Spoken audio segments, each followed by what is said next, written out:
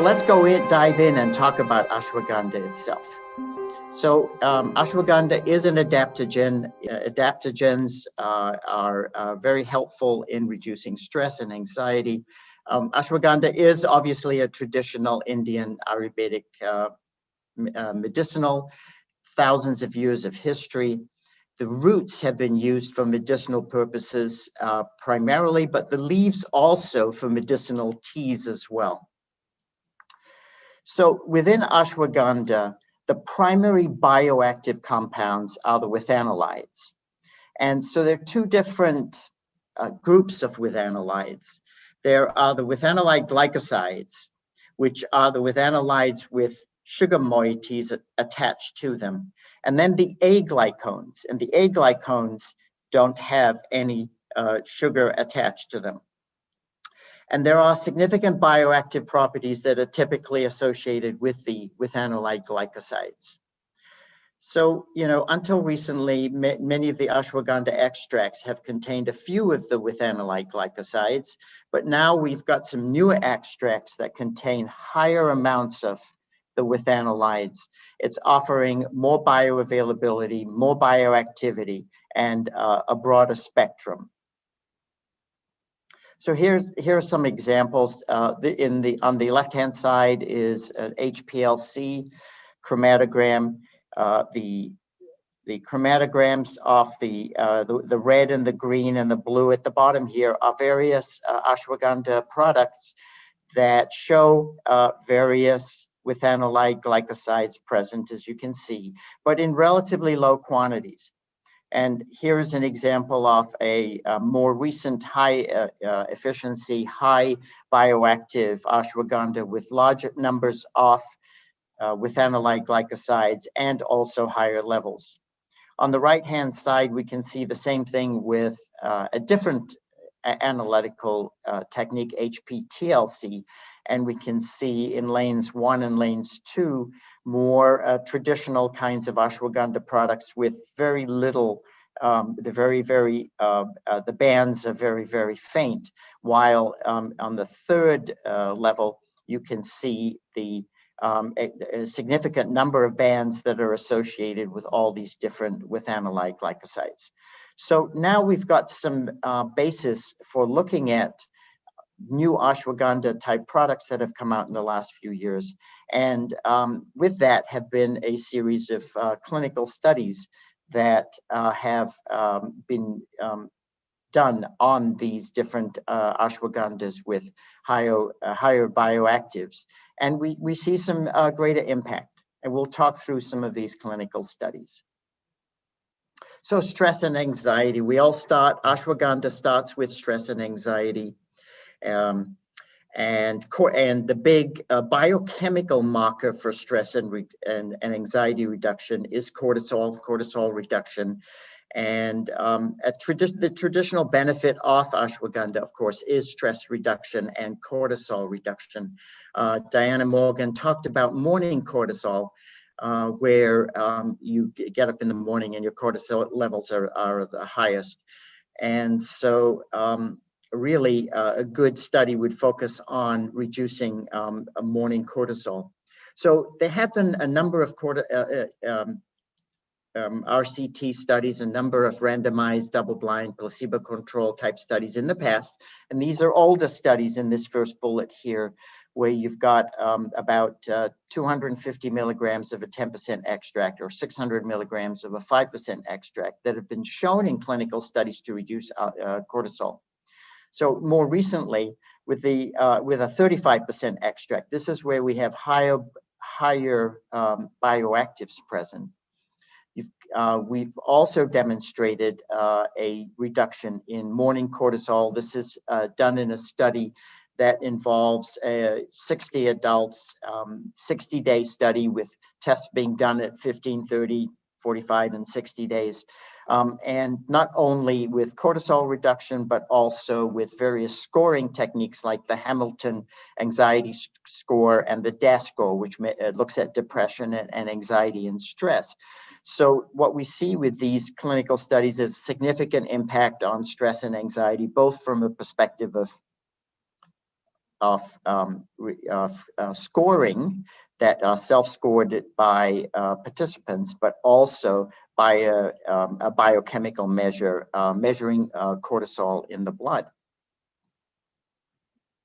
So let's move on to the second area of interest, and that's sleep. And not just any sleep, but restorative sleep. And I think sometime last year, I listened to a webinar in June or July. Dr. Tirana Lodog, who has her clinic and is well researched and well talks, mentioned exactly this point. She said, it's not just about any sleep, but it's about restorative sleep. So what happens is about 10% of our population tends to experience what's called non-restorative sleep. This is sleep where you don't wake up sufficiently rested. You wake up unrefreshed, you wake up unrestored. And of course, the opposite, restorative sleep, is where you get sufficient sleep, you wake up refreshed and restored, ready to go through the day. And that's an important part of where sleep research is going today. So the original focus of sleep, of course, is quantity of sleep. Did I get a good night's sleep? I measure that by, well, I got 7 hours of sleep, and that's great. Or, oh boy, last night was really tough and I only got 3 hours of sleep. So most consumers do talk about sleep in terms of quantity, but there is, of course, quality of sleep, which is measured by a number of different parameters. There are things like onset latency, efficiency, and the amount of time that you are awake after sleep onset. These are measures of quality of sleep. There's, of course, the quantity of sleep, and then there is the non-restorative sleep, which is, did I wake up refreshed and ready to go? So ashwagandha sleep studies, there are a couple of sleep studies with ashwagandha. These are the clinically randomized, placebo-controlled, gold standard type studies. In 2019, there was a study with a 600 milligrams of a 5% extract showing significant improvements in quality and quantity of sleep and quality of life parameters. And so this gave impetus to a newer study that just came out last year with a 35% extract, the higher bioactives extract, where there were significant improvements in both the quantity and quality of sleep and quality of life parameters. So here's a little bit more about that study. It was a 6-week study, and measurements of sleep were done weekly by both using a questionnaire type approach, as well as using actigraphy, which is a device that measures time of sleep.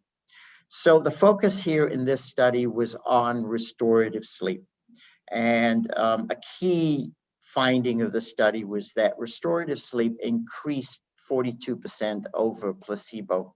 So this is where now 42% of the participants demonstrated an increase in their restorative sleep. In other words, they're waking up fresh, they're ready to go. In addition, the study also looked at the quantity of sleep, showing a significant increase in quantity of sleep using ashwagandha, and also different measures of quality of sleep. And so here are some of the factors that were examined and showed significant improvements. And then there's also quality of life parameters as measured by a quality of life score that were improved. Energy level, mood, mental alertness, all were measured to be improved. So again, ashwagandha, through good quality clinical studies, shows that it can affect restorative sleep as well as other aspects of sleep. Now let's take it over to immune health. So immune health, as we talked about just now, has become an important part of general health and wellness. And in fact, as I mentioned earlier, consumers are looking at immune health as now not just an important part of general health and wellness, but a necessary component of emotional well-being. So when I'm stressed and when I don't get enough sleep, my immune health decreases. And so I recognize as a consumer that I want to improve my immune health at the same time and it's all part and parcel of emotional well-being. So for the first time, a randomized controlled study has been done on ashwagandha extract. This is a 35% bioactives extract at a relatively low dose of only 60 milligrams. And this was actually a study that was done in 2 phases. The first phase was a randomized controlled study, 24 healthy volunteers, either given placebo or the active material. And it was a 30-day study. And at the end of the study, blood samples were taken and a whole slew of immune parameters were measured in terms of going from lymphocytes to cytokines to antibodies. So a large number. There were probably about 2 dozen, 3 dozen parameters that were measured. And that was in the first phase of the study. Then in the second phase of the study, it was open label. In other words, the researchers then were coded, open coding as to who got the placebo and who got the ashwagandha active. And then what they did was they continued the study, giving everybody the active ashwagandha product. So the placebo group then got converted over to taking the ashwagandha product, and the ashwagandha group continued to take the ashwagandha product. Kind of a unique, interesting twist on a post randomized control study. And I'm just showing the results here right now, just one set of results for the first phase, which is the randomized controlled study part, where there were about 24, 25 participants, and there was significant clinically significant activation of both the innate immune system and the adaptive immune system, which by various parameters, and here are some examples of them. There was, even though we're talking about significant activation, what we're talking about when we say significance is clinical significance and statistical significance, but there was no overactivation. In other words, there was no cytokine storm type effect from ashwagandha. Ashwagandha tends to be very mild, and its impact is gentle, but significant. The study on immune health is going through a peer review process. It's been submitted for publication. That's why I can't give you all the results at this point, but just to say that there was significant activation of both the innate immune system, which is your primary immune system that is always there, and then the adaptive immune system, which goes into effect when there is a challenge that occurs during an event such as a virus or other kind of event. So some closing thoughts on what we've seen here. The ashwagandha is a great adaptogen supporting emotional well-being. And traditionally, ashwagandha has been focused on stress, anxiety, and restfulness. Now that we've extended it over the last couple years to sleep, and now most very recently to immune health.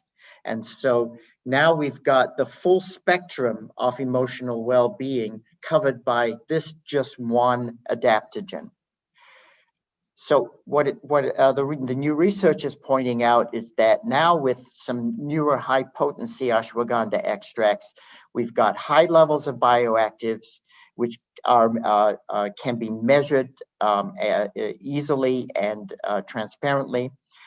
We see cortisol reduction, which leads to improved stress and anxiety and restfulness. We see improved sleep as measured both quantitatively, qualitatively, and by restorative sleep, where we wake up refreshed, ready to go. And then finally, most recently, some benefits in immune support, where we're seeing activation of the innate system, which keeps us under balance and ready for any kind of environmental threat on an ongoing basis. And then also activates the adaptive immune system, which is when there is a challenge that is presented to us. Thank you very much.